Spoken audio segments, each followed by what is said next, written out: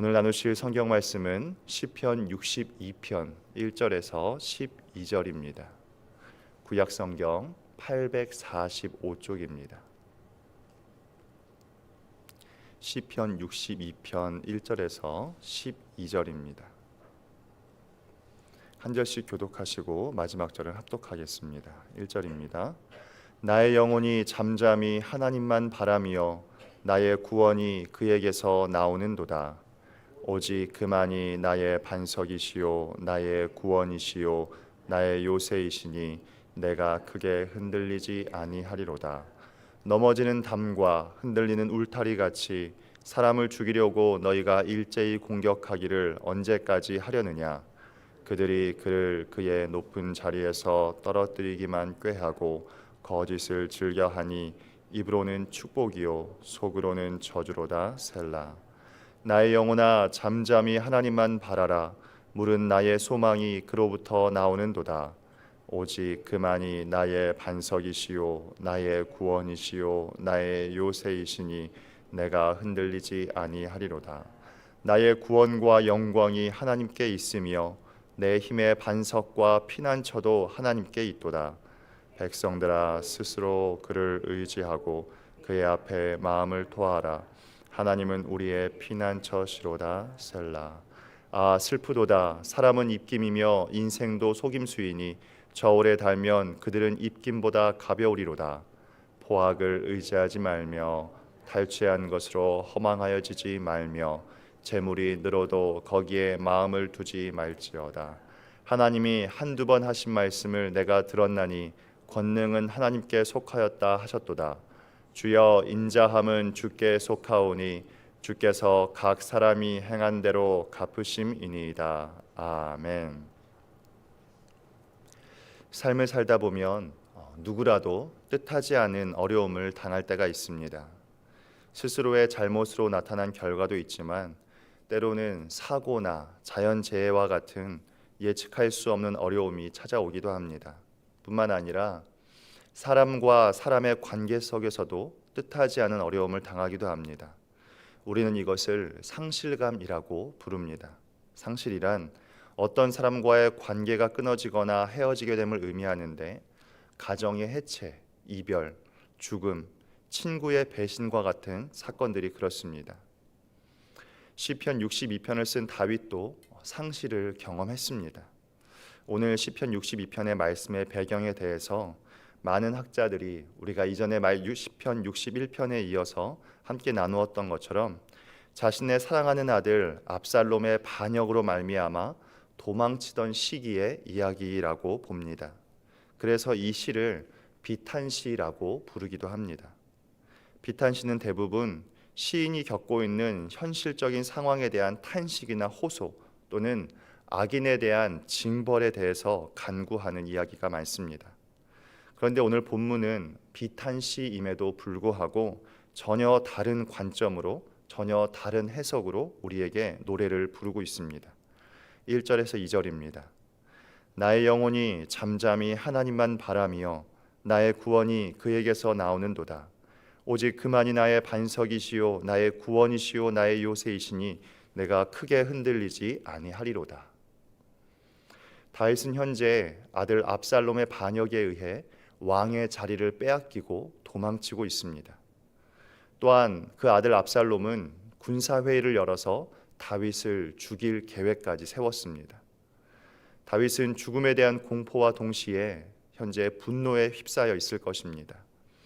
동시에 사랑하는 아들이었기 때문에 분노의 마음과 함께 혼돈과 절망이 찾아와서 모든 것을 체념하고 눈물을 흘리고 있을 수도 있습니다. 다른 외부의 침략이 아니고 친구의 배신도 아닌 사랑하는 아들의 반역 때문입니다. 이러한 현실 앞에서도 놀랍게 다윗은 잠잠히 하나님만 바라보겠다라고 고백합니다. 이 고백은 자신의 눈과 그리고 자신의 마음, 자신의 영혼을 하나님께만 두겠다는 믿음의 표현입니다.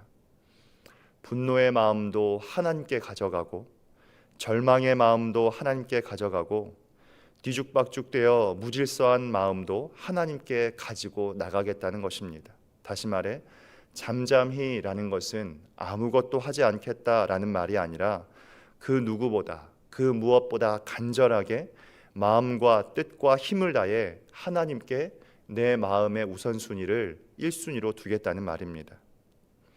하나님께 빛났던 믿음의 사람들은 언제나 잠잠히 하나님을 바라보았던 사람들입니다.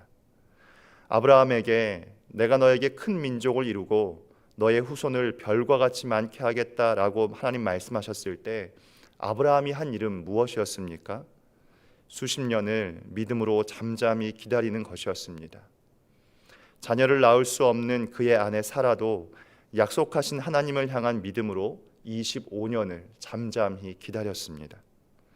성경에서 믿음장이라고 불리는 히브리서 11장은 하나님이 하시는 그 놀라운 일들을 잠잠히 기다렸던 사람들의 이야기입니다. 이삭, 야곱, 모세, 기드온, 바락, 삼손을 비롯하여 오늘 다윗이 바로 그 사람입니다. 그래서 예레미야 선지자도 남유다가 이미 바벨론에 의해서 예루살렘 성이 함락되고 처참히 멸망하는 것을 두 눈으로 똑똑히 보았음에도 불구하고 그는 이렇게 선포했습니다. 예레미야애가 3장 26절입니다. 사람이 여호와의 구원을 바라고 잠잠히 기다림이 좋도다. 3절 4절은 이제 다윗을 공격하여 무너뜨리려는 세상의 적들이 어떠한 방법으로 무너뜨리려고 하는지 보여주고 있습니다. 3절과 4절입니다. 넘어지는 담과 흔들리는 울타리 같이 사람을 죽이려고 너희가 일제히 공격하기를 언제까지 하려느냐? 그들이 그를 그의 높은 자리에서 떨어뜨리기만 꾀하고 거짓을 즐겨하니 입으로는 축복이요 속으로는 저주로다. 셀라. 압살롬과 그를 따르는 사람들은 다윗을 향해 기울어 곧 넘어질 벽처럼 흔들려서 무너질 울타리처럼 생각했습니다. 다윗은 이제 절벽 끝에 서 있는 것만 같습니다. 원수들은 입으로는 축복했지만 사실 마음으로는 다윗을 저주하며 거짓과 속임수로 그를 죽이려 했습니다. 오늘날도 마찬가지입니다. 입으로는 축복의 말들을 우리의 주변에서 쏟아내지만 그들의 실제 마음은 그렇지 않은 경우가 허다합니다. 사촌이 땅을 사면 배가 아프다는 속담도 있듯이 가족이 또 친구가 잘된 것을 보고도 진심으로 축복하지 못하는 것이 죄된 인간의 본성입니다. 이처럼 우리는 오늘날 상실의 시대를 살아가고 있습니다. 생각지 못한 수많은 아픔의 일들이 기사를 통해서 나오고 있고 그 일들이 먼 나라의 일들의 이야기가 아니라 대한민국에서, 서울에서, 그리고 우리의 이웃과 나 자신에게 일어나고 있습니다. 그때 세상은 비통해하고 누군가를 원망하고 소망을 잃고 모든 것을 체념해 버리곤 합니다. 그러나 아무리 절망적인 상황이 우리 앞에 놓여 있을지라도 그리스도 안에서 새 사람으로 지음받은 우리는 어떻게 해야겠습니까? 이 놀라운 진리를 깨달은 사람은 과거에 머물러 있지 않습니다. 그리스도의 사람은 또다시 잠잠히 하나님을 바라봅니다. 5절에서 8절입니다. 나의 영혼아 잠잠히 하나님만 바라라. 물은 나의 소망이 그로부터 나오는도다. 오직 그만이 나의 반석이시요 나의 구원이시요 나의 요새이시니 내가 흔들리지 아니하리로다. 나의 구원과 영광이 하나님께 있으며 내 힘의 반석과 피난처도 하나님께 있도다. 백성들아 시시로 그를 의지하고 그의 앞에 마음을 토하라. 하나님은 우리의 피난처시로다. 셀라. 시인은 상실의 상황에서 잠잠히 하나님을 바라보라 이야기했었습니다. 그러나 한 번의 공격으로 끝이 아니라 원수들이 이 땅을 살아가는 동안 계속해서 공격할 것임을 그는 알았습니다. 그러므로 우리를 상기시키며 다시 한번 잠잠히 하나님을 바라보도록 마음과 뜻과 힘을 다해 하나님을 또 바라보라고 이야기합니다. 밤낮으로 그를 의지하고 그의 앞에 마음을 토하라고 간곡하게 강조하고 있습니다. 그러면 하나님께서 어제는 내 인생의 요새가 되어 주셨지만 오늘은 나의 피난처가 되어 주실 것이라고 말합니다. 요새라고 하는 것은 군사적으로 중요한 곳에 튼튼하게 만들어 놓은 방어 시설을 의미합니다. 다시 말해 하나님께서 다윗이 그 인생의 위험이 다가올 때 위험에 처하기 이전에 그의 요새가 되어 주셔서 그를 보호하시고 적들의 공격으로부터 함께 해주셨습니다. 그러나 피난처는 조금 다릅니다.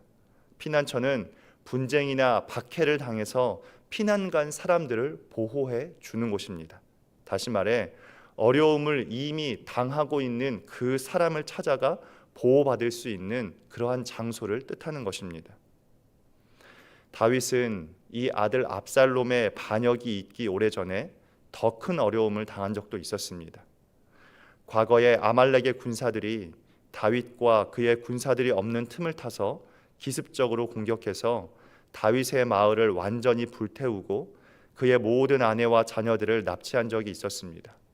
그의 부하들의 아내들도 다 잡혀갔습니다. 그 사건으로 다윗과 함께 있었던 군사들, 남자들이 혼돈과 집단적 분노와 상실감에 빠졌습니다. 그리고 지도자였던 다윗, 자신들의 유일한 리더라고 생각했던 그 다윗을 그 자리에서 죽이려고 했습니다. 다윗은 사울 왕의 압박감만으로도 고통스러운데 군사들의 폭동과 불만이 암세포처럼 퍼져가는 극도의 상황을 맞이해야 했습니다. 그때 다윗이 어떻게 했습니까? 사무엘상 30장 6절 하반절 말씀입니다. 다윗이 크게 다급하였으나 그의 하나님 여호와를 힘입고 용기를 얻었더라. 핵심은 이것입니다. 다윗은 그 짧은 시간에 적을 공격하러 가거나 반대로 홀로 도망치거나 상실감으로 모든 것을 포기하지 않았다는 것입니다. 시간이 얼마 남지 않은 그 순간에도 그는 즉시 자신의 마음과 뜻과 힘을 다해 잠잠히 하나님을 바라보았고 그때 주님이 그의 마음에 용기를 주신 것입니다. 하나님께서는 다윗이 환난이 오기 전에 그를 보호하셨음과 동시에 해결할 수 없는 크나큰 문제가 그를 덮쳤을 때 갈 수 있는 유일한 피난처가 되어 주신 것입니다. 그래서 시인은 하나님이 우리의 피난처가 되신다라고 고백한 것입니다. 오늘 이 새벽 하나님이 우리의 요새가 되어 주실 것입니다. 동시에 오늘 이 새벽 하나님이 우리의 피난처도 되어 주실 것입니다. 그러므로 소망을 잃지 말고 마음과 뜻과 힘을 다하여 잠잠히 하나님만 바라보기를 주님의 이름으로 축복합니다. 9절과 10절입니다. 아 슬프도다. 사람은 입김이며 인생도 속임수이니 저울에 달면 그들은 입김보다 가벼우리로다. 포악을 의지하지 말며 탈취한 것으로 허망하여지지 말며 재물이 늘어도 거기에 마음을 두지 말지어다. 인간은 본질적으로 누군가를 지배하려는 욕망에 씌인 죄성이 있습니다. 그래서 세상 사람들은 타인을 지배하기를 원하고 억압하는 힘을 좋아하며 물질에 마음을 두고 살아갑니다. 성경은 이 세상 마지막 때의 특징을 사람들이 자기를 사랑하고 돈을 사랑하며 교만하고 거룩하지 않을 것이라고 말했습니다. 이는 인간의 부패한 내면과 그 삶을 총체적으로 지적한 것이라 할 수 있습니다. 그러나 진정한 성공, 진정한 행복, 진정한 평안은 세상의 힘에서 나오는 것도 물질에 있는 것도 아닙니다. 오히려 이러한 것들은 믿음을 떠나게 만드는 크나큰 유혹이 되기도 합니다. 무신론자였던 쇼펜하우어는 자신의 책 행복론과 인생론에서 필요한 것을 사용하는데 사용할 부 외에 남아돌 정도의 부는 행복에 영향을 미치지 않는다라고 말합니다. 심지어 인간이 고통스러운 이유는 욕망 때문이라고 지적합니다. 하나님을 믿지 않는 사람도 결코 행복은 억압하는 힘과 재물에 있지 않다는 것을 알고 있습니다. 그런데 오늘날 많은 그리스도인들이 하나님께서 분명히 우상 숭배라고 말씀하셨던 탐식, 탐욕, 욕망 그리고 물질에 빠져 있습니다. 세상의 힘을 의지하고 물질에 소망을 두고 살아가고 있는 사람들이 너무나도 많습니다. 그래서 바울은 어린 지도자였던 디모데에게 이렇게 교훈했습니다. 디모데전서 1장 7절에서 10절입니다. 우리가 세상에 아무것도 가지고 온 것이 없음에 또한 아무것도 가지고 가지 못하리니 우리가 먹을 것과 입을 것이 있은즉 족한 줄로 알 것이니라. 부하려 하는 자들은 시험과 올무와 여러 가지 어리석고 해로운 욕심에 떨어지나니 곧 사람으로 파멸과 멸망에 빠지게 하는 것이라. 돈을 사랑함이 일만하게 뿌리가 되나니 이것을 탐내는 자들은 미혹을 받아 믿음에서 떠나 많은 근심으로써 자기를 찔렀도다. 오늘 이 말씀을 듣고 있는 나는 어떻습니까? 나는 그리스도인으로서 무엇에 마음을 두고 살아가고 있습니까? 나의 입술은 물질과 세상은 헛되다라고 말하지만 내 마음도 그러한지 한번 돌아봅시다.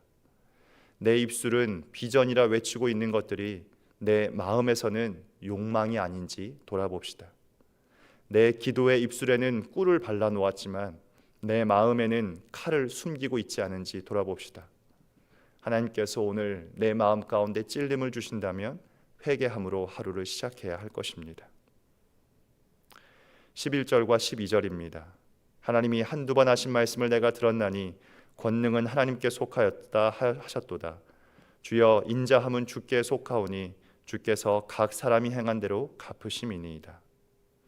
다윗은 지금까지 자신의 신앙 고백 마지막을 이제 두 가지로 정리하면서 왜 우리가 잠잠히 하나님만 바라보아야 하는지를 알려줍니다. 첫 번째는 하나님이 진정한 왕이시기 때문입니다. 다윗은 그가 온 이스라엘의 왕이며 현재 압살롬이 왕이 되었다 할지라도 진정한 왕은 하나님이시라는 것을 알았고 그것을 인정했기 때문에 잠잠히 주를 바라보았습니다. 두 번째로 하나님은 헤세드의 하나님이시기 때문입니다. 본문의 말씀에서 인자란 히브리어 헤세드, 곧 자비, 은혜, 긍휼을 베푸신다라는 말입니다. 주인 되신 주님께서 다윗을 긍휼히 여기셔서 자신을 보호해 주실 것이다 라고 하는 믿음이 있었기 때문에 마음과 뜻과 힘을 다해서 주님을 의지하겠다라는 그런 고백입니다.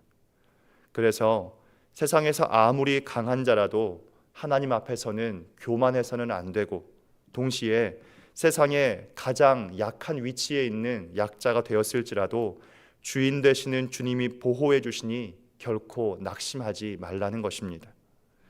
우리가 취해야 할 태도는 겸손과 끝까지 소망을 놓지 않는 것입니다. 오늘 우리의 몸과 마음을 상실케 만드는 사건이 있다면 다윗을 기억합시다. 죽음의 위기 앞에서, 아들의 반역 앞에서 믿음의 사람이 어떻게 그 상실감을 이겨냈는지 생각하고 또 생각합시다. 우리는 오직 여호와를 힘입어야 합니다. 잠잠히 홀로 하나님과 독대해야 합니다. 침묵 속에 말씀하시는 하나님의 음성에 힘을 다해 귀 기울여야 합니다. 그래야 다윗의 고백이 오늘 나의 고백이 될 것입니다. 하나님의 음성을 듣기 위해 귀 기울이면 그분이 우리를 가까이 하실 것이고 은혜를 베푸사 우리의 피난처가 되어 주실 것입니다. 기도하겠습니다. 하나님 아버지, 이해할 수 없고 때로는 견딜 수 없는 아픔이 우리 삶에 있습니다. 이유를 알 수 없는 고난이 왜 찾아왔는지 물어도 아무 대답 없는 허공에 외치는 것만 같습니다. 그럴지라도 믿음의 선배들이 그랬던 것처럼 오늘도 우리가 잠잠히 주를 바라보게 하여 주시옵소서. 다윗의 하나님, 오늘 나의 하나님이 되어 주셔서 나의 요새가 되어 주시고 나의 피난처가 되어 주시옵소서. 교만을 버리고 겸손히 주를 바라볼 때 나의 유일한 소망 되신 주님, 헤세드의 은혜를 경험하는 오늘 되게 하여 주시옵소서. 예수님의 이름으로 기도드립니다. 아멘.